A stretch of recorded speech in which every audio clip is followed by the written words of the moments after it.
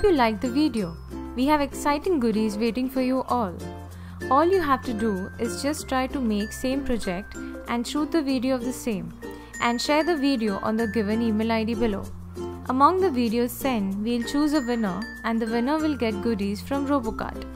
To know more about this, check out the description below.